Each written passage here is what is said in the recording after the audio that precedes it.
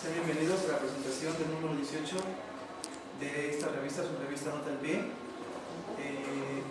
El día de hoy, por diversos inconvenientes, no pudimos presentar el número 18 en físico, por lo que les pedimos una disculpa. Aproximadamente a partir del día viernes vamos a tener el número y a partir de la próxima semana vamos a repartirlo. Por medio de la página de Facebook se pueden enterar, ahí vamos a estar informando a partir de qué días vamos a empezar a partir en físico. También una disculpa por la inasistencia del coordinador de la carrera, fue algo que pues, no quedó en nuestras manos, pero afortunadamente contamos con la presencia del profesor La Rosa, que voluntariamente ha decidido apoyarnos a dar esta presentación. Entonces, pues sin más por el momento, vamos a empezar. En esta ocasión, Revista Nota al Pie presenta su número 18, el último número que corresponde a este trimestre, que coincidentemente es el trimestre 18. Entonces, pues básicamente tenemos la fortuna de traer aquí ante ustedes el PDF de la revista, de este número. Y antes de cederle la palabra al profesor, quisiera dar una pequeña reseña de qué va este número. Bueno, ponle por favor los ejes temáticos. En esta ocasión nosotros decidimos, como en todos o casi todos los números, abordar 4 ejes temáticos para que el contenido de la revista sea suficiente y no se llene o no genere un aburrimiento de nuestros lectores. Los ejes temáticos que decidimos son los siguientes: en primer lugar, la transición democrática; en segundo lugar, los movimientos estudiantiles durante el siglo XX, y en los últimos 2 ejes más teóricos, que son la sociología política por un lado y la ética política. ¿Cuál es la justificación o la motivación que nos llevó a elegir estos ejes temáticos? Pues consideramos que como consejo que fueron de diversas índoles, principalmente 2. Los primeros 2 temas, pues de alguna manera, tienen que ver con el contexto coyuntural, principalmente el de la transición democrática, un contexto meramente coyuntural y nacional. El de los movimientos estudiantiles, si bien no es un tema totalmente coyuntural, sí es un tema reivindicativo históricamente y teóricamente, porque como saben, más allá de todos los movimientos que hubo durante el siglo XX, los movimientos del 68, en su mayoría estudiantiles, o más bien en su totalidad estudiantiles, este año cumplieron 50 años, entre los que destacaron muchos movimientos, principalmente el movimiento mexicano en nuestro país y a nivel mundial el mayo francés. Entonces, por eso nosotros decidimos, como una forma de reivindicar y de no olvidar todas esas experiencias históricas, políticas y a la vez teóricas, reivindicarlas de manera concreta en este eje temático de este número, ¿no? Y por último, los otros 2 números que sí ya tienen que ver con un aspecto más teórico, apegado a la ciencia política, como son la sociología política y la ética política. Si bien, como ustedes saben, en la ciencia política, al menos en esta universidad, no se estudia de manera concreta o honesta en nuestras huellas obligatorias. Ninguna de estas 2 disciplinas sí son o sí tienen relación o vinculación directa con nuestra disciplina, porque ambas nutren la formación de la ciencia política y ambas acompañan a esta para tener un perfil más orientado y más adecuado de lo que es el desarrollo de la ciencia política, ¿no? Entonces, en sociología política, pues sí, podemos encontrar una gama de autores muy amplios, diversos, que pueden auxiliar al estudio de diversos acontecimientos, o más que acontecimientos, diversas teorías políticas, ¿no? Por ejemplo, autores como Mosca, autores como Pareto, autores como el mismo Durkheim, etc., ¿no? Y en ética política, pues es una rama que se desprende directamente de la filosofía política, y como ustedes saben, la filosofía política tiene una relación totalmente directa con la teoría política, que sí son objetos de estudio directo de esta licenciatura, ¿no? Entonces, por esta razón decidimos abocarnos en estos 4 ejes temáticos. Ponle por favor los artículos que decidimos seleccionar. Bueno, ya dando la justificación de el por qué estos ejes temáticos, decidimos, como en cada número, pues dictaminar y abocarnos a cierto número de ejes temáticos, obviamente en relación directa con estos mismos.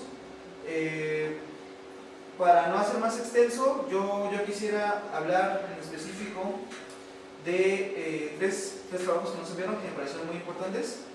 El primero, relacionado al eje temático que decidimos poner hasta arriba, que es de la transición democrática, del compañero Edgar Daniel Ortega, que lleva como título México, un panorama de crisis, procesos electorales y otros desencantos, ¿no?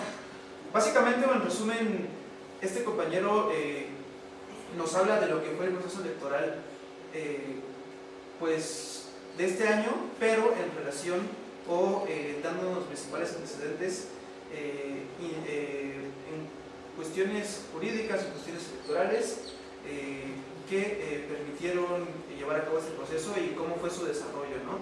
Entonces me pareció muy importante porque de alguna otra manera, de manera sintética, de manera resumida, él da una perspectiva general de cómo se fue dando toda esta transición en nuestro país, ¿no? También otro trabajo que me pareció muy importante fue el del compañero, no recuerdo su nombre, pero escribió sobre el Mayo francés. Cuando París estornuda, Europa se resfría, de Héctor Martín Moreno Dimas. Sí, desde el título, como dice el profesor, que es muy buen título, llama la atención.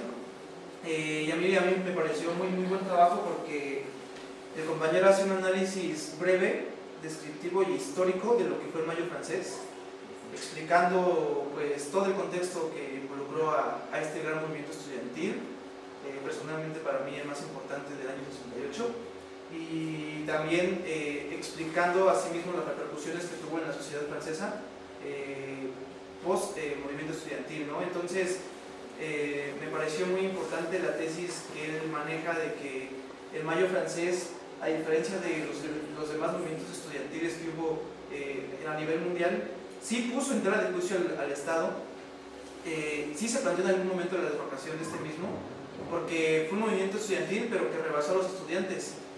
Recuerden que fue un movimiento que en un principio surgió con los estudiantes, pero que después llegó a convocar un movimiento de masas tan grande donde hubo hasta una huelga general proclamada por los trabajadores, por diversos obreros, que estaban poniendo en tela de juicio, ¿no?, al Estado francés, y que después, debido a las negociaciones y los pactos que hubo entre el Estado y los trabajadores, pues el movimiento mismo se fue aplacando y se fue absorbiendo, ¿no? Pero que en un inicio sí, o en su desarrollo más alto, sí puso en tela de juicio al Estado francés, ¿no? Y también de cómo este movimiento estudiantil representó una revolución cultural, ¿no? A nivel mundial, junto con todos los demás movimientos estudiantiles que hubo, pero en especial porque rompió paradigmas de la sociedad francesa de la época, y por ejemplo explícitamente los grandes imaginarios colectivos que estuvieron envueltos en el Mayo francés, envueltos a su vez en frases como la imaginación al poder o la belleza está en las calles, etc., retrataron el espíritu juvenil por decirle a la sociedad, por decirle al Estado y por decirle al gobierno su inconformidad y su rebeldía con las estructuras de poder establecidas y que ellos consideran anquilosadas, y más allá de eso, con una sociedad conservadora que no permitía a las nuevas generaciones o a las nuevas juventudes alzar la voz en su totalidad, ¿no? Entonces, por eso me pareció particularmente un trabajo muy bueno y digno de resaltar. Y el otro, dentro del contexto nacional, también sobre un movimiento estudiantil, es el de los compañeros Juan Daniel Porcayo González y Ana Karen Bautista Aguilar, y lleva como título: detrás de una festividad estudiantil se encuentra un hecho represivo y violento. Bueno, si bien estos compañeros no se abocaron a hablar del movimiento del 68, sí hablaron de otro movimiento que fue muy importante, o que es muy importante hasta nuestros días, que es el movimiento estudiantil de 1929, o surgido del año 1929, con el que hoy pues, la Universidad Nacional Autónoma de México tiene su autonomía. Entonces también de manera similar al compañero que hizo el trabajo sobre el Mayo francés, estos compañeros se dedican de manera breve y sintética a hacer un análisis sobre lo que fue este movimiento estudiantil en el 29, sobre las repercusiones que tuvo, los antecedentes que originaron o que desembocaron que los estudiantes estudiantes también se fueran a paro, se fueran a huelga y mostraran su conformidad con el Estado, y las repercusiones que tuvo en la sociedad, o más que en la sociedad en este caso, en la universidad, pues lo que conocemos como la UNAM, a través de los años, ¿no? Entonces, pues ahí explican cómo fue que, debido al descontento con los estudiantes de la época, con el Estado por no querer adherirse a la política del Estado de entonces, que recordemos pues fue una política meramente posrevolucionaria, poco tiempo después de haber dejado las armas la revolución. Entonces, en el nuevo orden civil, en la nueva configuración estatal, el Estado, como ente regulador de la vida social y pública, quería cumplir la función de un Estado ético y de cultura en el sentido que Gramsci explicaba, y quería que la universidad, en este caso lo que conocemos como la UNAM, como la universidad más importante en ese entonces del país, se adhiriera a su proyecto político, ¿no? Se adhiriera a su proyecto económico y a su proyecto de nación del Estado. Entonces los estudiantes, ante esta inconformidad de no querer adherirse al proyecto estatal, pues invocan o solicitan ante las autoridades, ante el presidente de ese entonces, su autonomía, ¿no? Su autonomía, porque ellos decían que ellos debían decidir internamente qué decisiones tomar, porque ellos no querían adherirse a la política del Estado, como les digo, y entonces es así como surge este movimiento, encabezado por los estudiantes de la Facultad de Derecho, y que en ese entonces eran, pues de alguna otra manera, la principal vanguardia en cuanto a estudiantes de ciencias sociales se refiere, y así es como se desemboca toda esta lucha. Narra cómo, como les digo, cómo se va dando las diversas huelgas, los diversos paros que se van haciendo hasta que los estudiantes consiguen su autonomía, y con esto, al paso de los años, esa es la tesis principal del artículo, es como en México se conmemora el Día del Estudiante, ¿no? Debido a este suceso. Y entonces básicamente lo que ellos explican o con lo que ellos concluyen es cómo detrás de lo que algunos consideran una festividad, como lo es el día de festejar el Día del Estudiante, de alguna manera así decirlo, hay todo un hecho violento, ¿no? Hay todo un hecho violento de represión, hay todo un proceso de lucha, hay todo un proceso de fricciones, de dialéctica, orquestado por las mismas condiciones subjetivas y objetivas en las que se encontraba el país en la época, ¿no? Entonces, con eso concluyen, y a mí en lo particular por eso me pareció también un muy buen trabajo, ¿no? Y de manera general, para resumir, les digo, son aproximadamente 7 trabajos, pero a todos nos parecieron de buena calidad. La mayoría son relacionados con los ejes temáticos. Nada más el último decidimos ponerlo como anexo porque también nos pareció un tema importante. Es un compañero de nombre Julio César Rojas Solano, es compañero estudiante de ciencia política, ya egresado, que se llama La identidad europea, aproximaciones sobre los nacionalismos y no sé qué más dice, perdón, pero en general él habla sobre la situación ahorita de si existe una identidad nacional europea o no, ahorita en el mero siglo XXI, ¿no? Entonces, más allá, como les digo, de los ejes temáticos que decidimos abocar, decidimos poner este como anexo, porque nos parece un buen tema,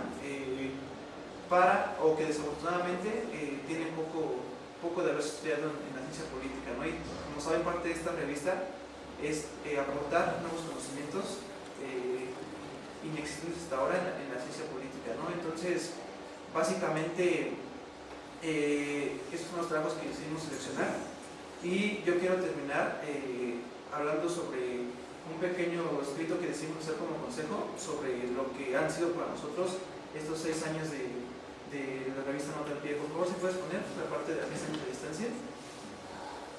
¿Cuál? A 10 años de distancia. Esa. Bueno, básicamente nosotros aquí hacemos una breve reflexión, y más que reflexión, agradecimiento por lo que ha sido la revista Nota al Pie. Como ustedes saben, o si no lo saben, pues ahorita lo sabrán, esta revista tiene 6 años de existencia, surge en el año 2013 por el interés de un grupo de estudiantes como nosotros, de ciencia política, de aportar más allá, de ir más allá en la cuestión teórica, en la cuestión política, en la cuestión epistemológica, y con esto generar nuevos conocimientos, nuevas fronteras, ir más allá de los límites, pues de alguna manera académicos, y consolidar en un órgano de divulgación científica, como es Revista Nota al Pie, consolidar un proyecto estudiantil por y para los estudiantes, donde estos mismos expresaran y expresen todavía hasta la actualidad sus inquietudes y sus aportaciones respecto a las ciencias sociales en general y en particular a la ciencia política, ¿no? Entonces, pues básicamente es lo que tratamos en esta pequeña reflexión, pequeño agradecimiento.